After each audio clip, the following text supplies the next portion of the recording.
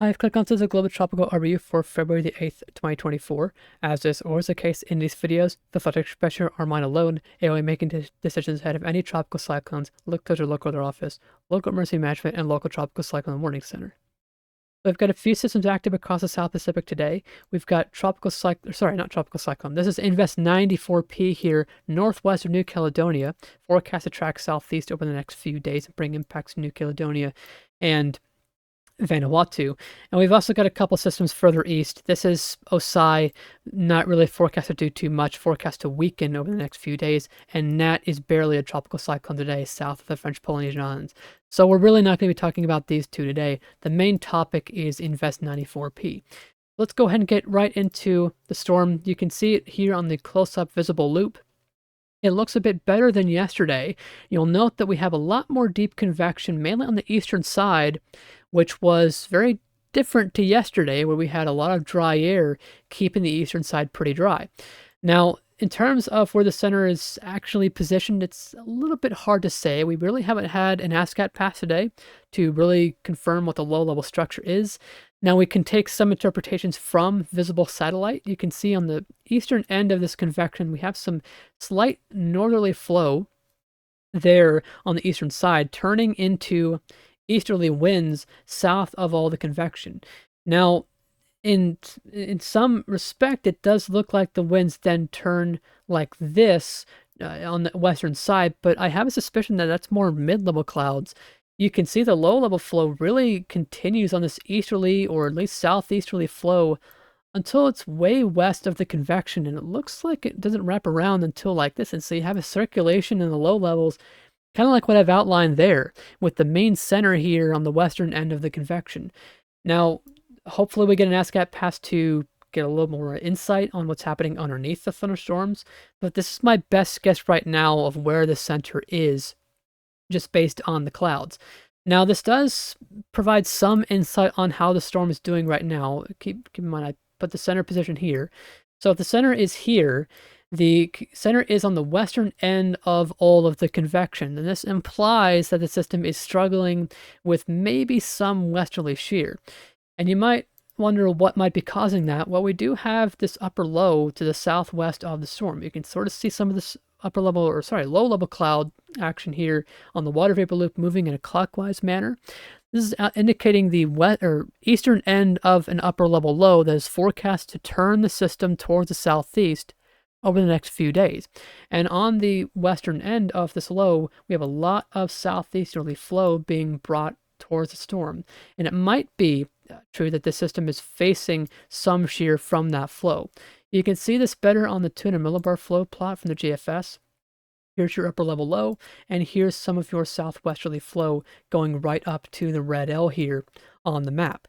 And this will likely cause some struggles for the system. One issue is that this flow is pushing in dry air. You can see it's coming from a very, very dry environment southwest of the storm, and that's probably going to be an issue throughout the rest of the forecast for this system, as models have continued to bring up. But also, it keeps all the thunderstorm activity on the eastern end of this, implying that the column, you have a low-level center with a low-level flow, and like I talked about with more mid-level cloud elements, you have a mid-level center. And when those are not vertically stacked, like it might be in this case, the storms tend to struggle to intensify.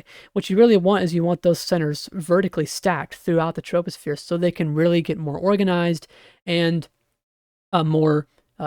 get the convection more concentrated over the low-level center. In this case, it doesn't look like we're going to have that, and this should keep the system from intensifying very significantly. Now, the shear, while it is impacting the system, it's not likely inhibiting the system. By that, I mean it's not stopping the system entirely from becoming a tropical cyclone. We've certainly seen some organizational trends today, and the odds of this becoming a tropical cyclone are now high. The Mateo France office in New Caledonia now has a high chance of development of this system. And it is more likely than not, I'd say right now, that this system eventually becomes a tropical cyclone. Now, something that the upper low is doing to help the system is it is increasing some divergence southeast of the storm. You can see some of these cloud elements aloft accelerating away from the storm to the southeast, and this is indicating a more open southeastward outflow channel, and this is a favorable sign for the storm. And assuming the system can fight off some of the shear and some of the dry air, it might be able to intensify a little bit as it comes southeast. Now, in terms of track, we've had a little bit of a change today. We were talking about yesterday how the system was forecast to come right over or just north of New Caledonia, and I showed you that on the GFS model. It came right into the island. We've had a little bit of a shift. You can see this on the GFS 850 millibar plot. You can see the storm on its initial run was this was yesterday, was more southeast than it is right now. So the storm was tracking southeast on this run from that position, but the storm has now moved a little bit further north than the GFS had anticipated. One potential reason for that is in especially weaker systems, when you have a tilted structure like this, the convection can tend to pull or tug, if you will, the low-level center around. And it might be, because we have a lot of this convection on the northern and eastern side of the storm, it might be that the convection is trying to pull the low-level center more northeast, and that might be why the GFS is having to correct in this case for a more northerly track. Now, this is a very subtle change, but it does change the overall track. Now, rather than having the storm come directly into New Caledonia on these runs, it's now coming in between New Caledonia and Vanuatu. And really all this does is it increases the chance of showers and thunderstorm activity in not New Caledonia, Vanuatu. You can see that here on the GFS rain product. You can see that the now maximum rainfall totals are no longer directly over New Caledonia. They're more in between the islands of New Caledonia and Vanuatu, but there will be potential for some heavier rainfall across the islands, especially if you get a thunderstorm that blows up right over these islands, and you could get some rain, 50 to 100 millimeters or maybe a little bit more across the region.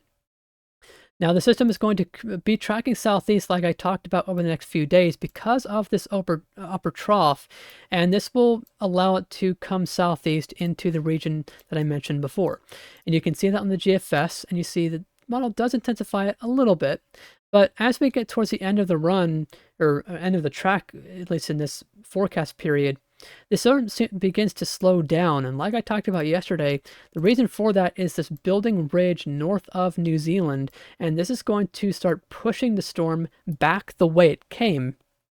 And what's going to happen here is the storm is just going to stall out, and what's going to happen is all of this strong upper level flow is just going to shear the storm apart.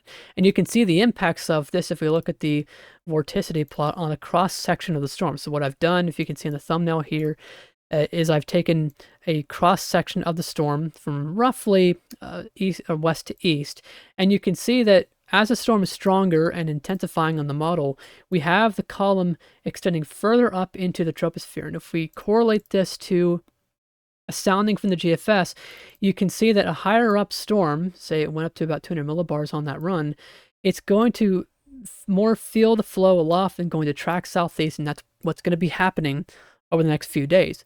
But as the shear kicks in, this is actually a sounding from when it's weakening. You can see all this flow is just going to shear off the storms. And as that happens, as the storm weakens, the column gets smaller. It might be a little bit difficult to point out here, but there is some enhanced vorticity here closer to the surface. And if we correlate this to the sounding that I just showed you, you can see that now it's confined to about this level, and the flow is very weak. In fact, a lot of these flows are going to be canceling each other out in this case, which is why on the model, the system really does not move too much at that point. It just sort of stalls over the region and weakens.